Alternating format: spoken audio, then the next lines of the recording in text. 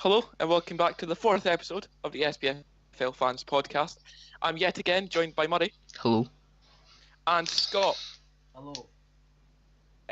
Over the last 2 months, there has been a lot of problems in our end, obviously with the prelim diet.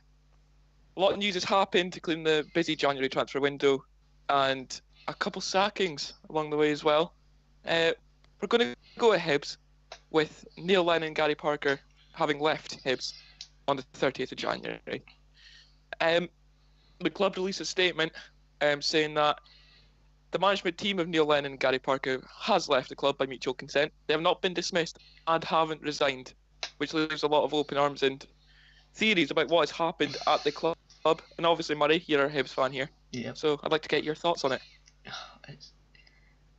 I'm happy about it from a football standpoint because the football for the last 3-4 months has been utterly woeful. But like any other manager would have been sacked well before now. But it's the stuff about they haven't resigned or like. So what's happened then? Because surely someone's approached someone about this, and just confusing. Yeah, it's a bit confusing at the standpoint now, I guess. Obviously, this wasn't really a shock, because over the last few months you have seen Hibs fall further and further down the table, currently sitting in 7th. It's just not exactly what you want to be seeing as a Hibs fan coming off of a very good season last year. It's just a problem for Hibs now, to be honest. Who do they replace?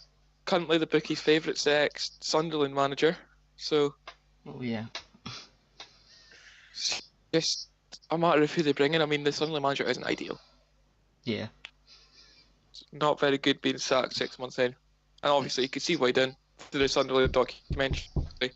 But we'll go over to the transfer window, and Scott, can you introduce us to this?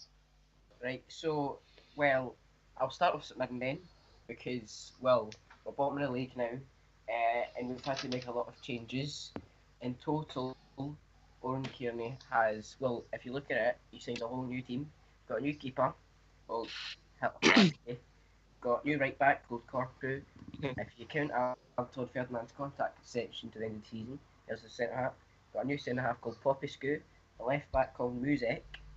We got Tansey, and signed Greg Tansey from Aberdeen. We got Brad Langs from Blackburn on loan. We got Expect man himself. Yeah.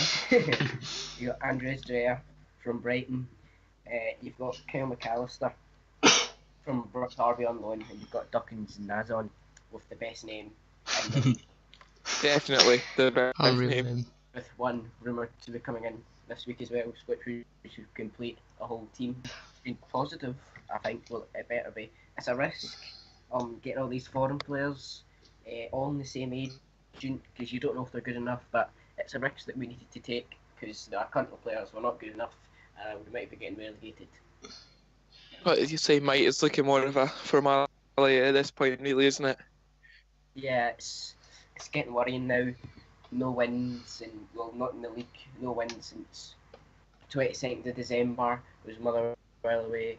We've got a big game at Motherwell again Wednesday at home. I think we need to win it if we want to have a chance of staying up, because some tough fixtures coming up, and we've had tough fixtures this month already, but Celtic and Rangers away, so it'll be ideal. Yeah. Right, we'll go to my club then, Aberdeen. Obviously, bringing back Max Lowe for his second loan spell after leaving for 2 weeks to go to Derby. Wasn't very good for him to be going back in the 2 weeks where Spygate happened and him getting blamed for that loss. Along with Greg Stewart, who was recalled by Birmingham only a few weeks prior from Kilmarnock. And this is obviously upset Steve Clarke, as he decided to join Aberdeen over Kilmarnock. There must be something in the deal that Greg Stewart's wanted to come. Maybe we're paying more of his wages. Maybe he's got a future transfer and a future at Aberdeen. I mean, it's good to see Greg Stewart back, especially if he's playing striker again, because I did like him when he was here. It's also good to get Max Lowe back, because at left back it's somewhere we've struggled. Because Constantine has got the pace, and Shinnie, as soon as he goes left back, we lose the midfield battle. So again, Max Lowe back just covers us there for a while. But obviously at Pittodrie we've seen many players leave, especially on deadline day, actually, as we've seen.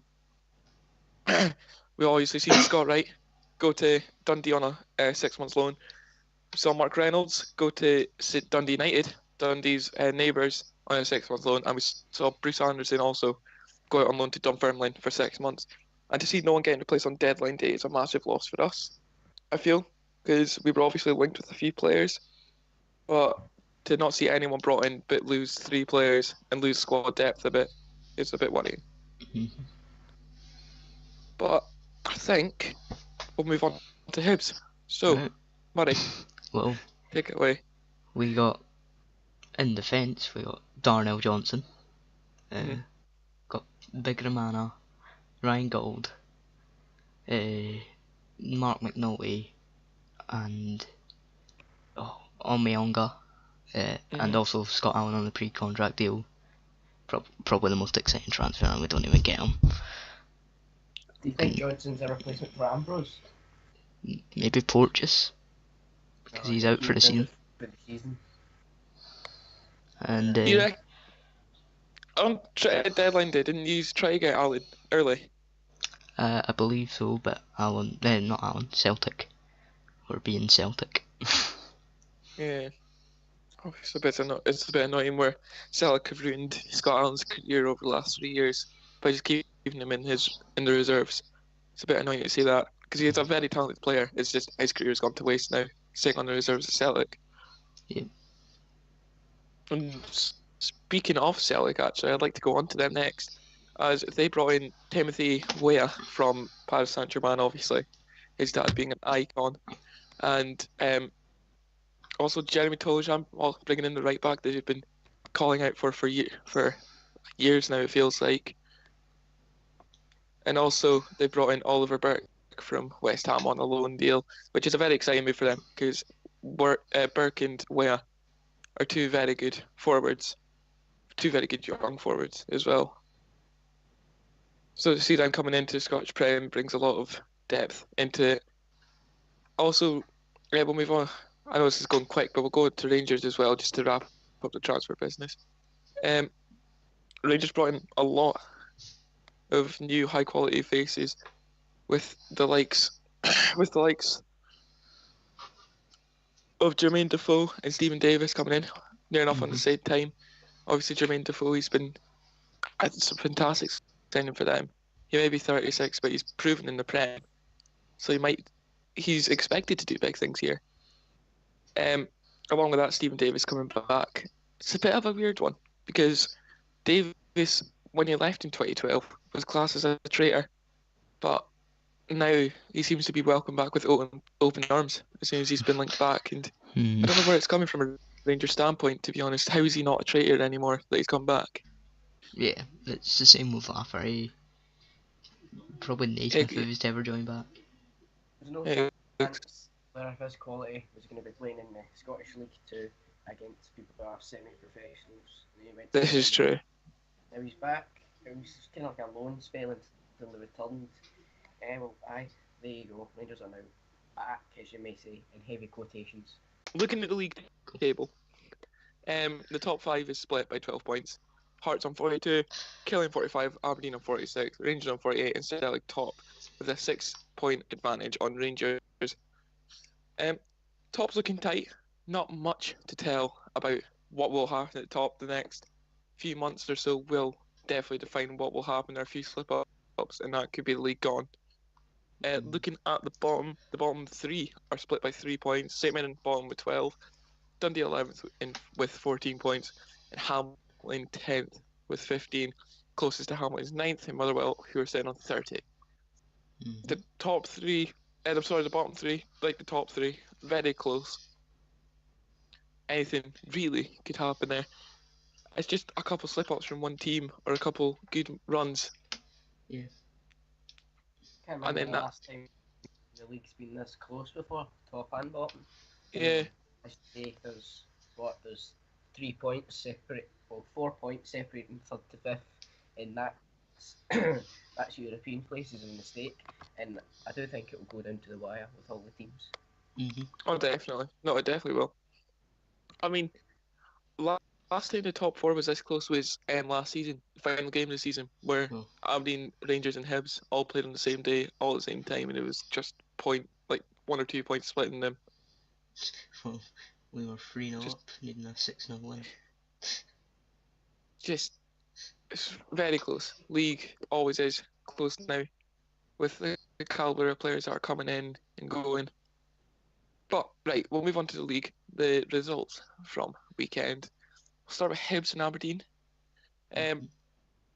Hibs started off quite brightly, scoring a goal in the 9th minute from Ollie Shaw. It was a pretty decent goal as well from the young English striker. Constantine levelled up 3 minutes later with a very, very scrappy goal. And we continued that feat 10 minutes later with Gary Mackay-Stevens scoring on 22 after some poor handling from Olivier Marciano. Then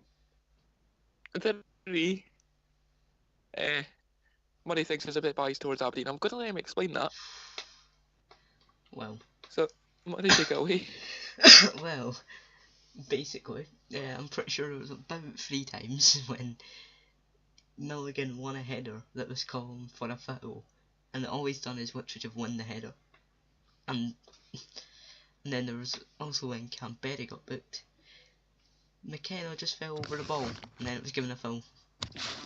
Which then Campbell was booked for complaining, but Graham Shinney gets off with that. Pretty sure Graham Shinney also mistimed a tackle on Bartley and ended up kicking him on the kneecap, and the referee didn't even speak to him. It's not so much bias, it's just more consistency. I mean, I'm normally the one who does the ref rants, but I think what we can both agree on is that penalty was that penalty. I was too far away to see anything. I've seen the replay. It looks like a penalty from the camera angle, so I mean, on the sports scene coming up. Where I watched, McGregor just sort of like flapped his arm and caught him. Mm-hmm. That's all I can really see. There's a lot of stuff that goes on with referees, and I'm normally the first to complain, as you know that after the last few episodes. But it's just, referees just aren't as consistent. I mean, we'll get on to more referee stuff in the next match, which is the Rangers same mirror match, but obviously the numerous amount of pens were given. But, I mean, you just have to look at even the result today, moving away from referees, 2-1 between 3rd and 7th. It just shows 2 very good teams. Yeah. Hibs just aren't where they should be. Like, because 2-1 against the 3rd place team is fantastic, going off their recent form. Yeah. So, it just proves how much can go right for a team in a sort of league. It's, again, anything can happen. Exactly. Anything can happen. As we're going to see in Rangers. As Rangers won 4-0 at St Mirren. 4 penalties given, 3 converted, Tavernier with 2, Defoe with 1, and Ryan Kent scoring the only goal from open play in the game. So, Andrew Dallas, yeah, again, the centre of attention. I don't know where he's going wrong. Whoever trained him needs to have a good look at him. Probably his dad. What? Honestly, I don't know what has happened in the Dallas household. It's just shocking at the amount of decisions he's made. I'm going to pull up something here. This is Andrew Dallas with his games this year compared with the supposed worst ref in Scottish football, Willie Collum. Andrew Dallas, 21 games referee this season, 106 yellows, 6 red cards. You'll see the red cards came in the Highland Derby, Partick and Falkirk game, the Hearts and Hibs game on the 31st of October, the St Mirren Celtic game, and the Inverness Ayr game at the start of the season. And you look at the Willie Collins stats, 33 games, 12 more than Andrew Dallas, 114 bookings, 8 more than Andrew Dallas, and the same amount of red cards, 6. And he's only refereed 12 more games. Yeah. Honestly, if this gave us pen stats, I'd love to see it, because Andrew Dallas has given away so many stupid pens. I'm going to bring up at Agent Scotland on Twitter.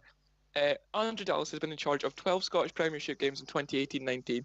3 of those games involved Rangers.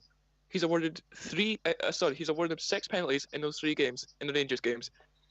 In the 9 other Premiership games he's refereed this season, he's only awarded 2. Well, actually, the four that he awarded yesterday are four of them. The other two were the two against Hamilton, which were both also dreadful decisions. Mhm.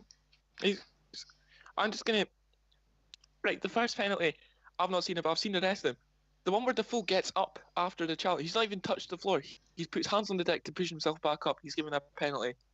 Craig Kansi's his hand, it's a handball, but it's not in the box. It's quite a bit out. I've not seen the last penalty, and I don't think I want to see the last penalty, to be Oh. honest.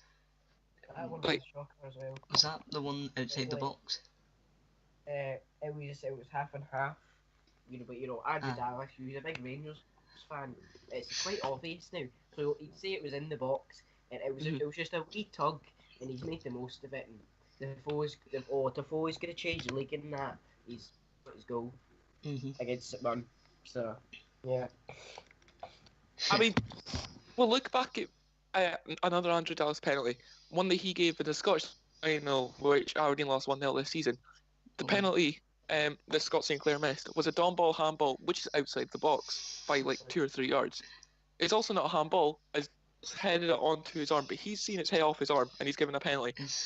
And for the linesman not to have even said anything to him about it, it's stupid. Yep. Like, a linesman's job is to, well, his name's not even linesman, it's assistant referee. He's meant to assist the referee on what his job is meant to do. And he's not. Yeah.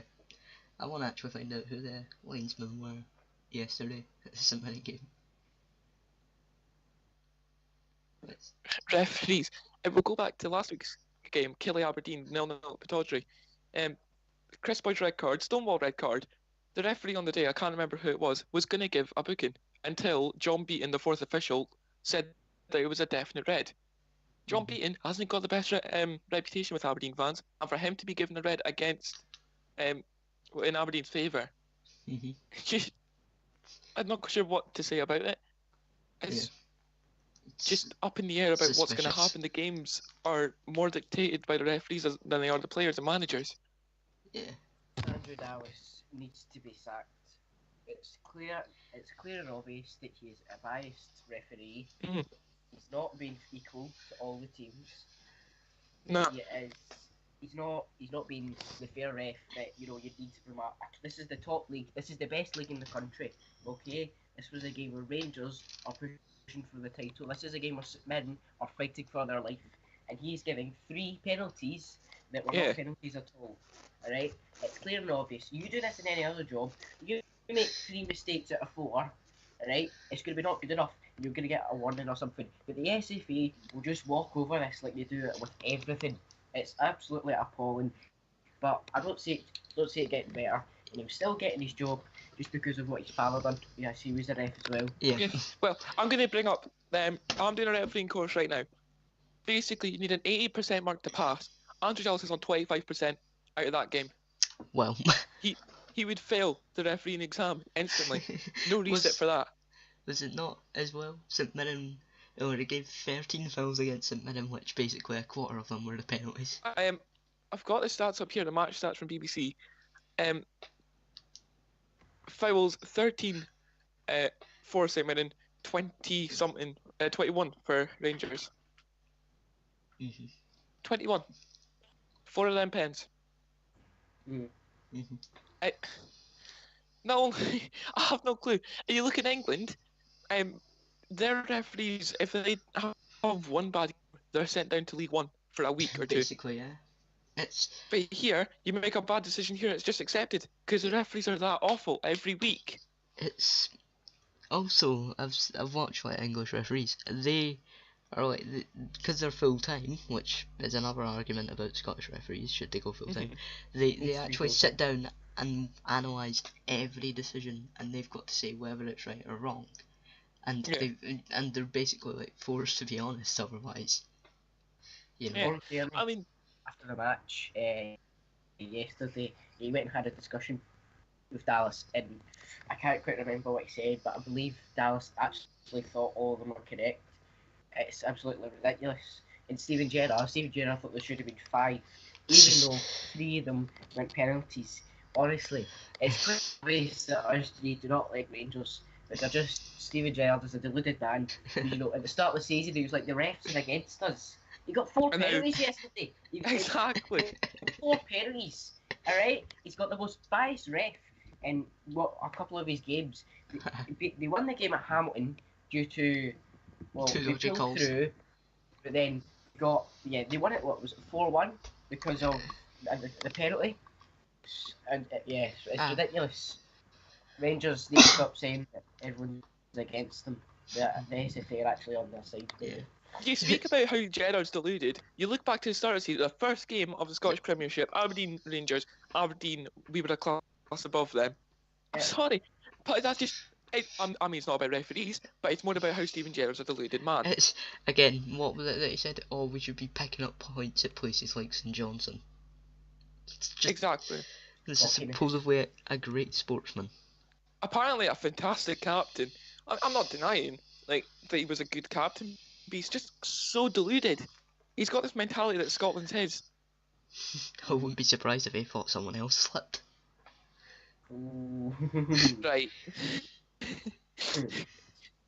Well, as we move on from Steven Gerrard falling, we'll go to Kilmarnock Hearts.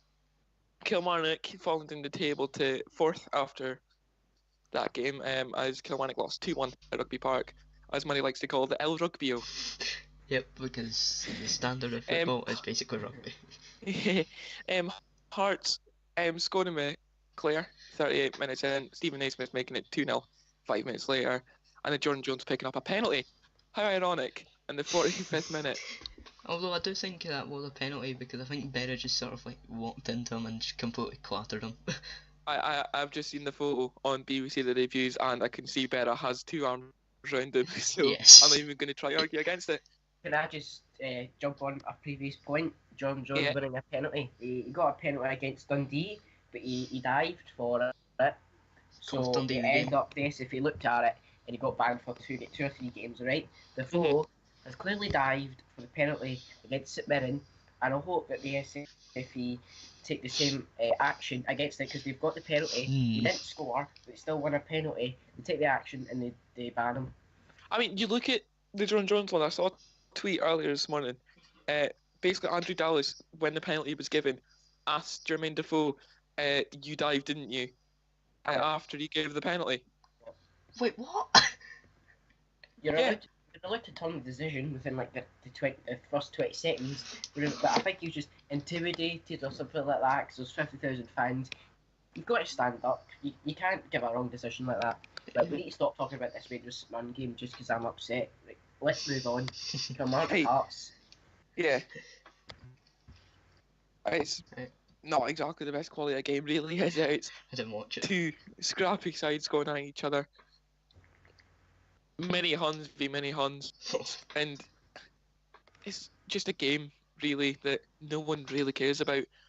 It's the same as... It's a big game, though. It's a big game for them, but, I mean, it's just a game that no one really would switch channels for, if you know what I mean. It's like... Yeah. Hibs, Aberdeen, you could see people saying, "Oh, actually, that's quite a good game. I'll tune into that because they're 2 pretty good teams." I'm not saying Killeen Hearts are bad teams. I'm just saying the quality of football they produce isn't what you'd want to see week in, week out. But we'll go to Motherwell as they beat Livingston, which is a very rare thing to do 3-0. in the league this season. 3-0 win for Motherwell. Jake Hasty getting 2 goals. And Curtis Main getting the other one. It's a good performance from Motherwell.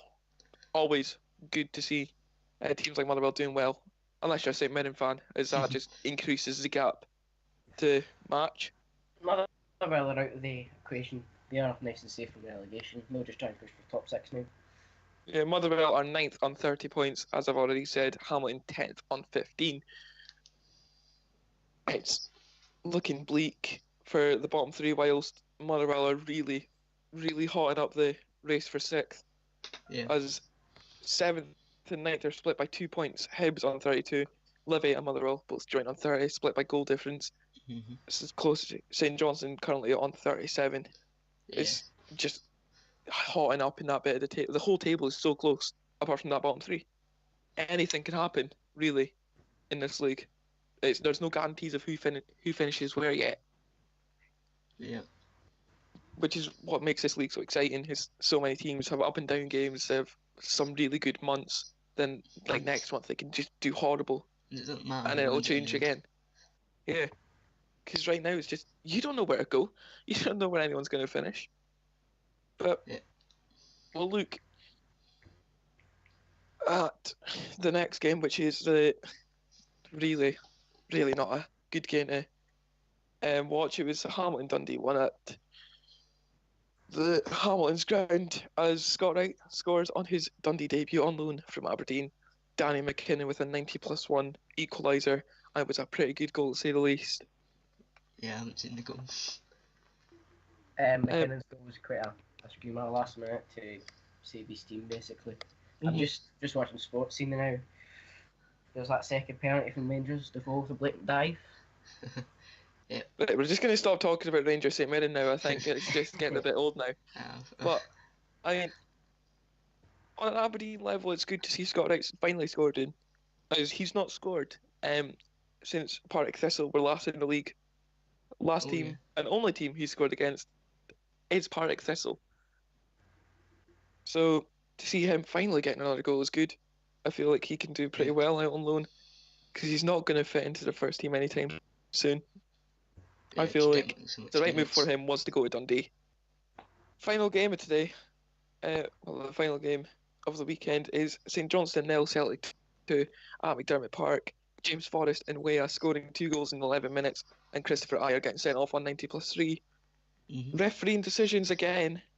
I mean, it's a topic we've discussed heavily week in, week out, but the Joe Shaughnessy incident, it's up in the air about what happened. I've seen the replays, and I mean, the ball is won twice, and to see Joe Shaughnessy being blamed for it's not very nice to see, to be honest, because he's not done much wrong. Is that the penalty claim by Celtic?